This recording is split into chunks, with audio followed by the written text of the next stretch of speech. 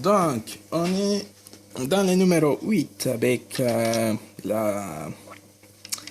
les Faucon Millennium. C'est bon, c'est très bien, ça commence à se régulariser. La distribution, avant c'était faite chaque 15 jours jusqu'à le numéro 7. Aujourd'hui, on commence à recevoir les numéros chaque semaine, donc c'est bien. Ici, je vais vous montrer les avancements. Bon, on va voir un peu c'est quoi les pièces qui viennent avec les numéros 8, 7, numéro 7, pardon, et les cockpits que je suis en train de faire. Donc ici, on voit le cockpit modifié, non? Il est bien, il est bien placé. Les fenêtres ils sont corrigées. C'est un peu dur à faire correctement, mais le résultat il est pas mal. Donc j'avais fait plusieurs tests, non? Et ça c'est un test où la fenêtre, celle-là, il était un peu rectangulaire, donc dans la vraie cockpit c'est un peu plus carré comme ici. C'est un peu plus carré, il y avait certaines corrections faites sous les fenêtres. Ici par exemple c'est droite. Et ici cette fenêtre là je l'ai fait un peu plus large. Parce que dans cette partie là je l'avais fait d'abord un peu plus petite. C'est bon, c'est pas beaucoup, hein. C'est une histoire de 1 ou 2 mm. Donc cette fenêtre elle est plus large. Cette fenêtre frontale il était un peu plus grand.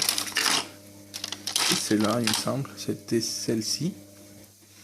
Non, c'était tout ça c'est découpé du plan que j'ai posté sur les groupes Facebook. C'est un peu plus c'est compliqué à découper à la main parce que il faudra faire des coupures circulaires parfaites. Pour cela j'emploie un compas japonais. C'est un cutter compas.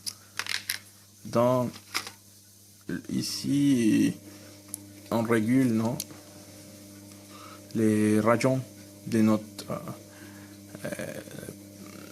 notre cercle découpé en place et ça coupe. C'est plutôt fait, c'est plutôt pour couper des papiers, hein, pour faire les masking. Mais moi, avec un peu de patience et une quinzaine de tours, j'arrive à découper des plasticards. Cet outil, c'est vraiment très très bien. Donc à niveau cockpit, je suis dans cette position là. C'est une correction par rapport à la pièce fournie par Diagostini où cette fenêtre là c'est un peu plus grand. Ok, cette fenêtre là c'est beaucoup plus grand que celle de la maquette originale, et ces deux trous là de la fenêtre frontale ils sont aussi grands. Donc dans la correction ces deux fenêtres ils deviennent de la même taille, tous les trous sont de la même taille, donc c'est plus respectueux avec la maquette originale. Aussi que cette ligne là et cette ligne là il passe dans tout l'horizontale du cercle, ça veut dire que ça représente le vrai diamètre.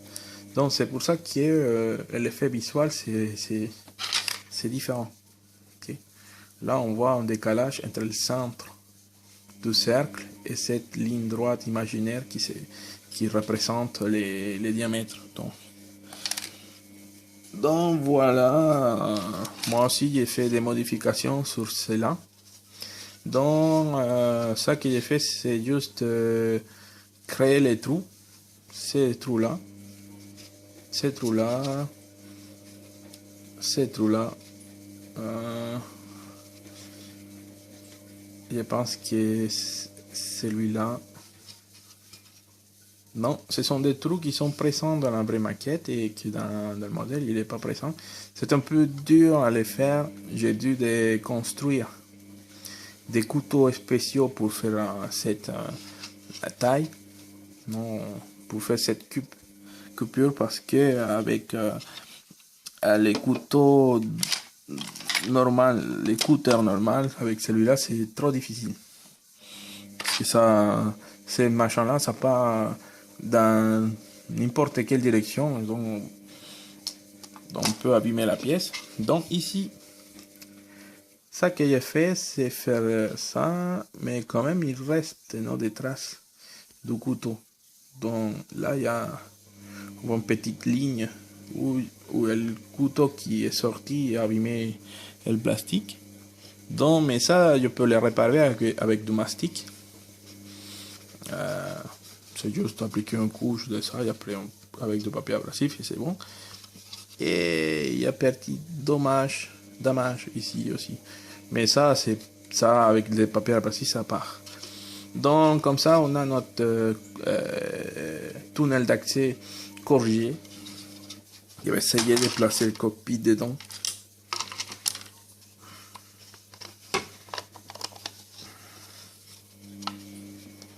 Et voilà.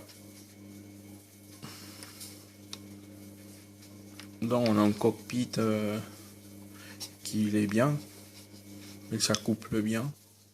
Dans les plans, ça marche très bien aussi. Ça qu'il faut, c'est plutôt finaliser cette partie-là des côtés. Non, finaliser les côtés ici. Je pense qu'il va coller un autre morceau de plastique dedans. Et dans cette façon, je pourrais finaliser le cockpit, donc il ne reste pas grand chose. Et avec le numéro 6, si je trouve dans le bordel qu'il y a ici, et numéro 7, pardon, on a reçu le plancher là. Et ça fait une jolie tête de le voir vraiment et voir qu'il est trop petit. Donc, bon, il y a pas mal de choses à corriger dedans. On voit que les plaques ici sont lisses.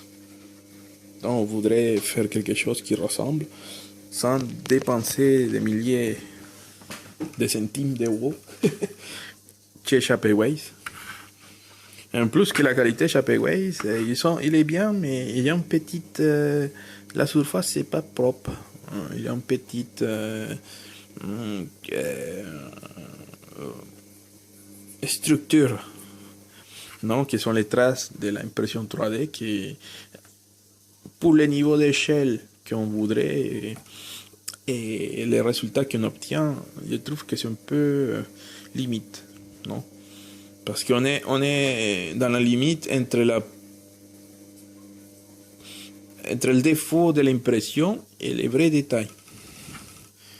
Donc à cette échelle-là, on a cette petit inconvénient. Dans les pièces qu'on a reçues dans le numéro 7 sont les chaises là, de la table de jeu. La base aussi de la table de jeu. Rien collé, hein. J'ai juste placé comme ça. J'ai découpé. Ça vient coller ici, il me semble. Ça vient placé ici. Donc j'ai découpé avec les couteaux. Et après avec en lime à ongles.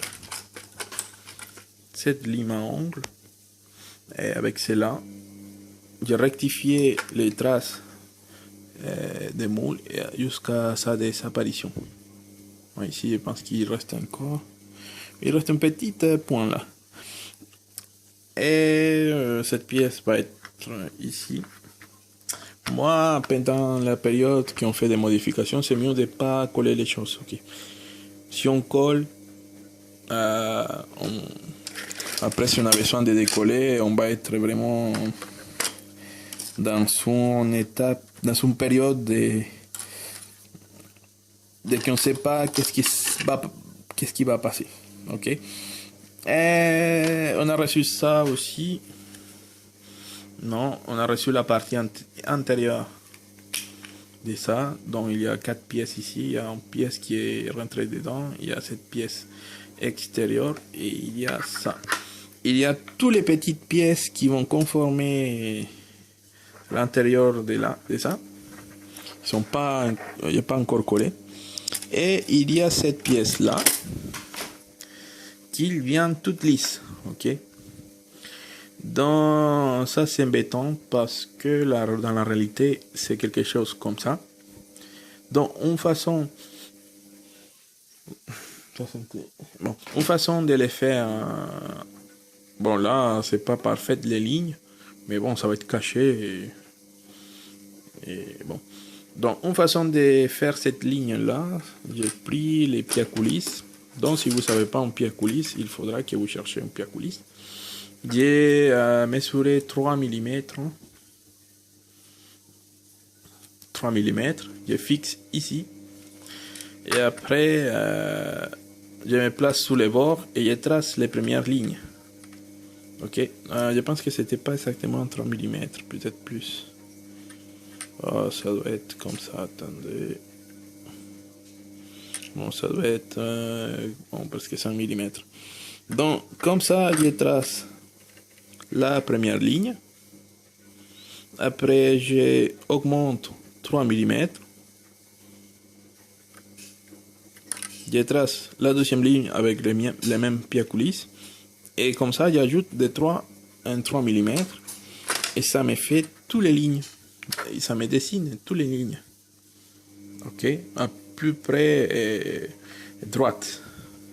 C'est pas totalement droit, mais ça a l'air. Une fois qu'ils sont tracés, après je passe avec cet outil-là. Cet outil-là, c'est l'idéal pour faire des canals. Ok. Si par exemple je veux ouvrir cette canal-là, je place cet outil et ça me fait des canaux propres. Ok. Là, il a commencé à faire des canaux sur le truc. Ça, c'est pour les canaux. Donc, avec ça, je vais mettre comme ça. Sur chaque trace, sur chaque ligne, et ça me produit des canaux sur la pièce. Après, on va essayer. Ça, c'est un test. Comme il y a une petite différence dans les trous, ça veut dire que dans cette pièce, on a un trou droit. Et dans les films, on voit que ce trou, il est décalé. Dans sa moitié, il est décalé. Ça veut dire que cette partie-là, elle est plus haute que cette partie en bas. Donc, pour éviter de me compliquer trop la vie, j'ai juste collé un morceau de plastique ici et un autre morceau ici. Après, j'ai fait une coupe de lime pour que la surface soit égale. Et après, ça qui m'a manqué, c'était de faire une couche de peinture pour cacher les couleurs et voir le résultat. Il me semble que juste avec cette petite modification, ça suffit. Mais peut-être c'est pas suffisant, il faudra faire un autre type de modification pour avoir quelque chose plus fidédigne, plus attaché au vrai truc. Mais en gros, il me semble que c'est une solution simple et pas complexe. Donc ici, cette pièce va être placée là-dedans. Et la vache, j'ai oublié la table de Yarik, je vais chercher ma table. Donc voilà ici la table placée et ça fait vraiment ça fait un joli truc. Ce qu'on va faire, c'est découper ces trucs là pour commencer là. Pour cela, le meilleur instrument pour faire ce type de coupure, c'est ça prend du temps mais c'est propre. Donc avec ça, on peut découper ça facilement. On peut découper ça facilement aussi. Et après, ça que je vais faire, c'est je vais essayer de mesurer cette petite carré ou toute cette partie. Je vais faire une mesure pour essayer de faire les plans d'abord des pièces et après finaliser le plancher. Aussi, une autre solution, c'est faire vraiment coller des comme ça et construire un autre plancher. Mais ça, c'est vraiment, ça prend du temps. Prenez ça et commencez à coller un par un, que ça reste tout droit. Et après, coller un par un, comme ça. Non, ça va être la folie. Mais c'est une solution. Donc, bon, j'espère que vous avez profité de cette vidéo. J'essaye d'être un peu instructif avec les choses que j'ai fait, non, afin de faciliter la vie de tout le monde.